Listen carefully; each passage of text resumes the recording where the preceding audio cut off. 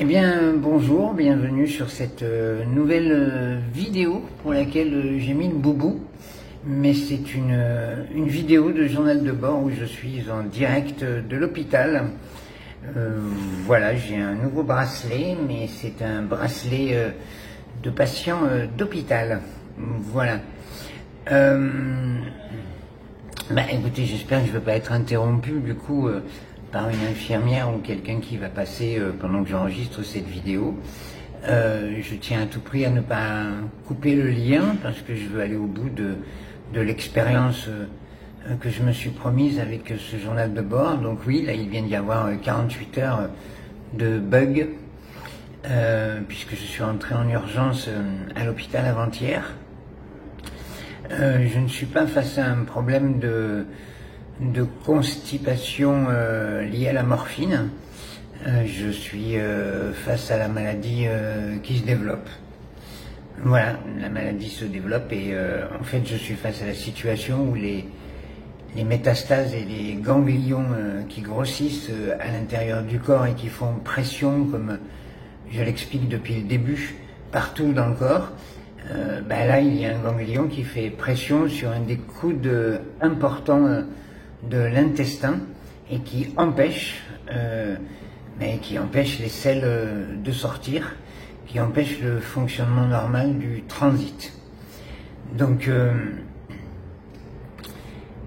il est évident que c'est une nouvelle escalade de la maladie. Ce n'est pas autre chose. Ce n'est pas autre chose. Je ne sais pas trop comment vont se passer les jours à venir. Je ne sais pas si ça va être juste la pose d'un stent à l'intérieur de l'intestin pour que l'intestin retrouve, que grâce à ce stent, grâce à ce ressort, on puisse retrouver une possibilité de refaire fonctionner le transit, ou si en vidant tout ce qu'il y a à l'intérieur de l'estomac, parce qu'il faut vider, hein, bien entendu. Il y a eu des jours et des jours entiers où je ne suis pas allé aux toilettes et où j'ai frôlé, en fait je suis à l'hôpital parce que j'ai frôlé l'occlusion intestinale. Je ne l'ai pas eu, mais je l'ai frôlé. Donc écoutez, je sais pas quoi dire. Je découvre que ça ne s'arrange pas. Il est évident qu'on m'a proposé une chirurgie, mais comme je ne veux pas d'acharnement, je tiens absolument à terminer mes jours dans la paix et arrêter d'être emmerdé par les chirurgies, les hôpitaux, les machins et tout, que dès qu'il y a possibilité d'arranger les situations quelles qu'elles soient, le plus simplement du monde, je les accepte, mais dès qu'on me propose une chirurgie, dès qu'on me propose une intervention, je le refuse systématiquement. Ce n'est pas ce que je cherche. Si je dois partir, et même dans 15 jours, je préfère que ces 15 derniers jours se passent simplement, profiter de mes instants. C'est un choix, hein. C'est un choix. Donc je suis évidemment dans la difficulté de me laisser aller à des pensées négatives. Je suis sans arrêt dans la lutte d'accepter. En fait, je m'efforce, parce que c'est un effort. Je m'efforce d'accepter la situation inéluctable. Il n'y a pas d'espoir. Il n'y a aucun espoir. Je ne sais pas combien de temps je peux vivre comme ça. Il y a eu un scanner de fait, évidemment, là à l'hôpital, et le scanner montre bien que la maladie s'éclate et se développe comme c'est pas permis. Écoutez, c'est son droit. Elle a décidé de gagner, elle a décidé de gagner. Moi, j'essaie d'occuper mes derniers instants le plus agréablement possible, le plus intelligemment possible. Voilà. Donc, une fois de plus, Je vais traverser ça en espérant me retrouver avec une solution, parce que si s'il n'y a pas de solution pour revenir à un transit normal, refusant la chirurgie, ben on approche de la fin. Je ne peux pas dire autre chose sur cette vidéo, à part que j'ai un verre d'eau mais qu'il n'est pas Pokémon.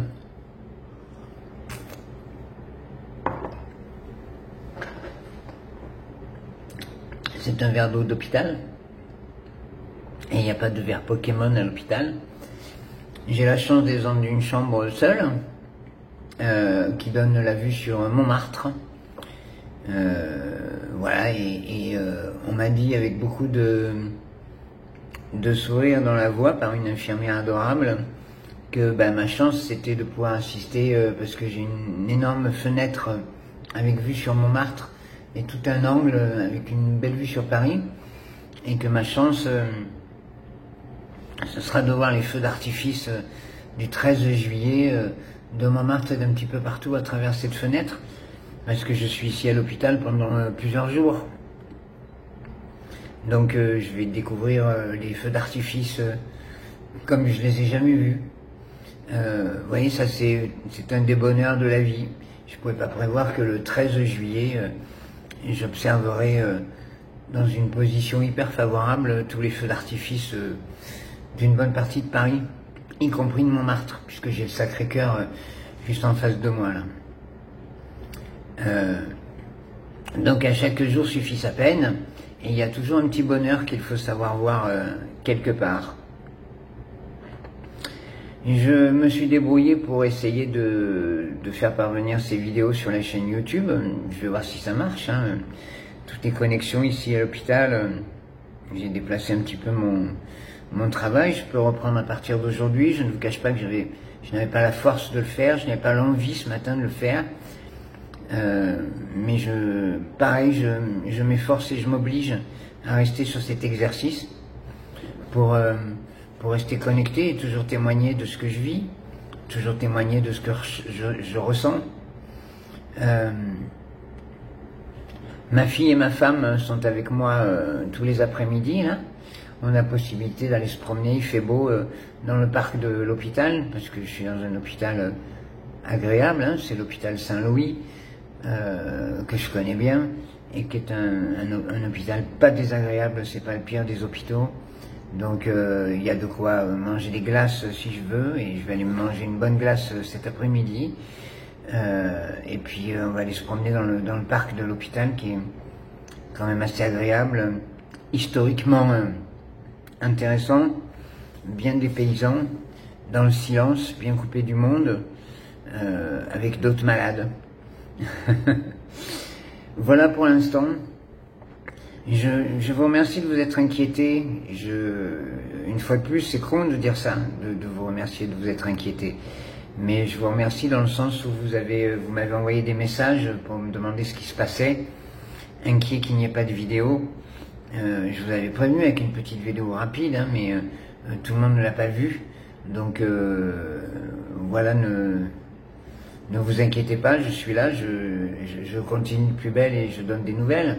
Bien entendu que j'ai l'air peut-être amaigri et j'ai l'air peut-être d'avoir une sale gueule, mais vous le voyez, j'ai pris le boubou pour donner un petit peu de couleur à l'hôpital, et puis j'ai pas mangé depuis 5 jours. Je n'ai pas mangé, je n'ai rien dans le corps depuis 5 jours. On me remet la nourriture liquide ce soir, cette nuit. Donc je vais reprendre des forces petit à petit. Là, je tiens à peine debout. C'est un peu compliqué. Néanmoins, mais je vous remercie d'être là. Enfin, je vais voir si vous êtes toujours là, si cette petite pause ne m'a pas éloigné d'une communauté. Je ne le pense pas une seule seconde, mais on ne sait jamais. Et puis peu importe. Les gens qui sont là suffisent, quel que soit le nombre, vous suffisez. Donc je vous remercie d'être en train de regarder cette vidéo. Je vous souhaite une belle journée ou une belle nuit, selon l'heure à laquelle vous la regardez. Et puis, portez soin de vous, c'est de plus en plus important. C'est en direct d'un séjour hôpital que je vous dis ça. Portez soin de vous, énormément. Et puis à demain.